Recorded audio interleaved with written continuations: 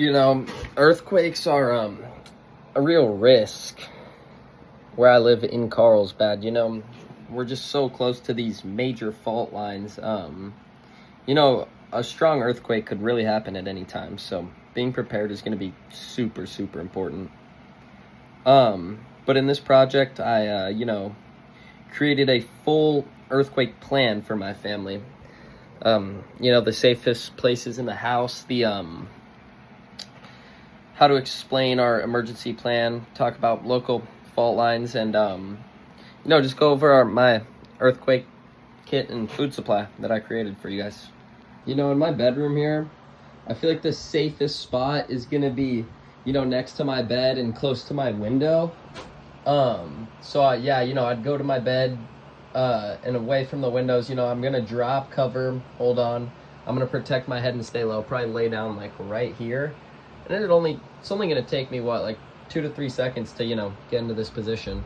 But that's gonna be one of the safest spots for my bedroom, and it shouldn't take long to get in there. If I'm in here, I'm gonna feel pretty safe. So if I'm in the kitchen here, I'm gonna get under this table here.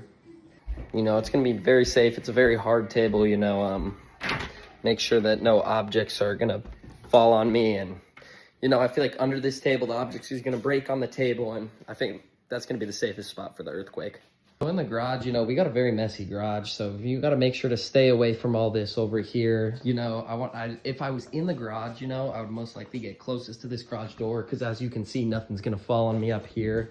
But so that's gonna be the safest spot out here. But if I'm being honest, if I'm really close to the door here, I'm gonna escape out of here. It may not seem like the right move, but it's gonna be a lot safer than making sure all these objects back here don't fall on you. And it's just gonna be more safe to get outside, get down, drop cover, and roll. And for the kitchen spot, it's probably gonna take 1 to 2 seconds to get into position. Garage, it's probably gonna be a little longer. I'm guessing 3 to 5, but overall, I'm gonna get there really quick and make sure we get there before anything bad occurs. If an earthquake were to happen, we're gonna go ahead and assume cell service doesn't work. Our primary meeting spot is gonna be Kelly Elementary School, straight down the street from my house. Very big parking lot. It's gonna be very easy for us to just regroup and kind of meet up, if you know what I'm saying. But yeah, we chose it because everyone knows where it is, very close to our house. The secondary meeting spot, it's gonna be Carlsbad High School. It's a little bit farther. Everyone still knows where it is. Big parking lot, big easy way to just regroup if, cell service is off.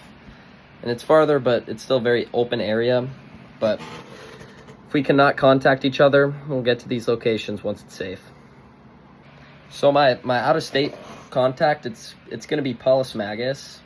She's my grandma. After an earthquake, local phone lines can be like overused. Everyone's gonna be on them, so we're gonna try and make sure that I have an out-of-state contact, but we can text or call her, keep track of where everyone is, and just pass information throughout the family. So this is the infographic I made to really show our plan. As you can see, it shows everyone in my family. So my emergency contact, which I just went over, it's gonna be Paulus Magus. Here's her phone number.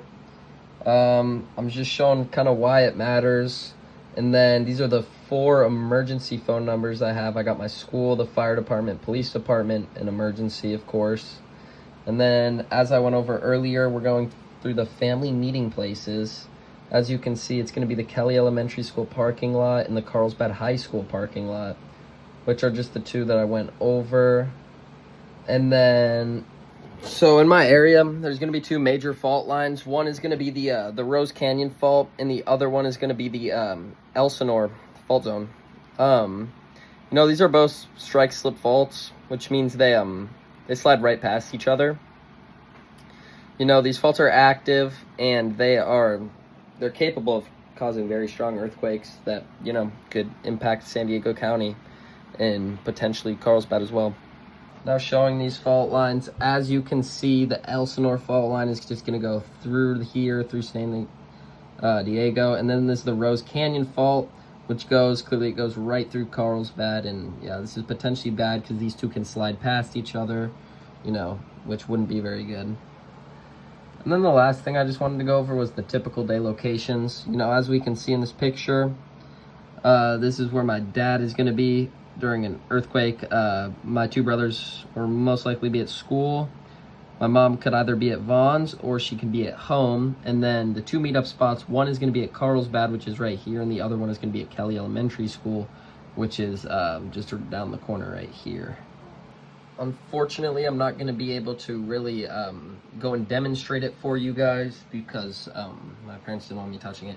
But there's going to be the water, electricity, and gas, all how to shut them off during an earthquake and why it is important. So for this water here, as you can see, there's a little twister thing on the end. You're gonna have to turn it clockwise. Just make sure to keep a wrench nearby. Next, we got the electricity. As you can see, I have the breaker panel right here. All you're gonna do is flip the large main beaker to off, which is gonna be closer to the right side. Finally, we have the gas, and we're only gonna turn this off if you smell gas or hear a hissing sound. You know, just use the wrench, turn the valve 90 degrees, and yeah, you'll get that done.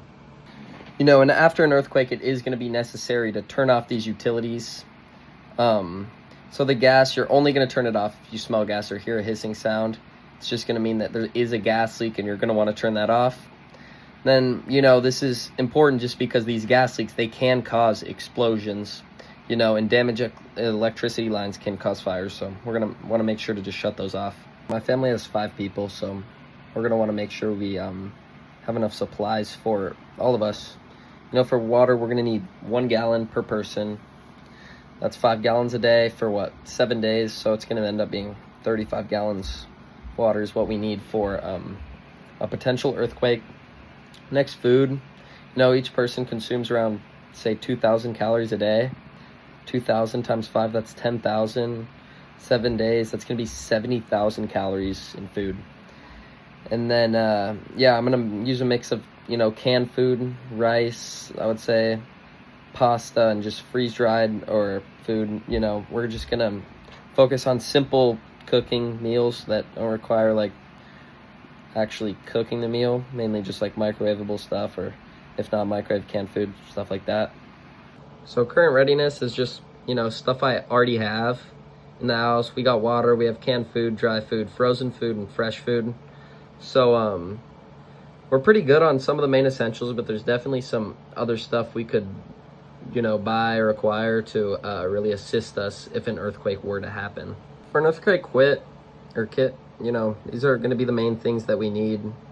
This includes stuff like emergency kits, you know, water storage, canned and dry food, you know, first aid kits, blankets, batteries, flashlights, tools, hygiene stuff. Like, you're going to need a lot of stuff when it comes to an earthquake because you're not going to be able to get anything.